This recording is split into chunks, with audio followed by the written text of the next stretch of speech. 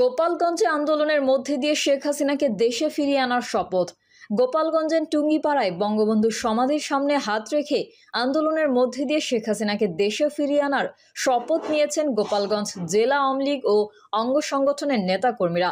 শপথে বলা হয়, বঙ্গবন্ধুর সমাধির সামনে হাত রেখে আমরা শপথ করছি যে বঙ্গবন্ধু কন্যা বাংলাদেশে ফিরে না আসা পর্যন্ত আমাদের সংগ্রাম চলবে।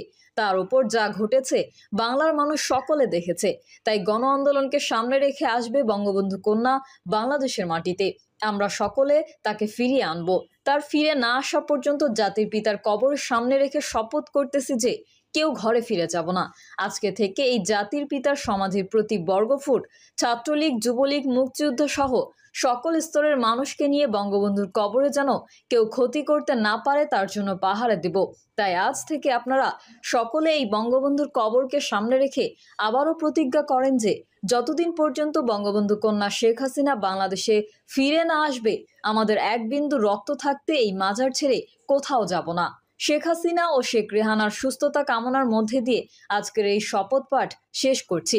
জেলা আওয়ামী লীগের সাধারণ সম্পাদক জিএম শাহাবুদ্দিন আজম বলেন, আমরা যতদিন পর্যন্ত শেখ হাসিনাকে দেশের মাটিতে ফিরিয়ে আনতে না পারবো ততদিন আমরা ঘরে ফিরব না।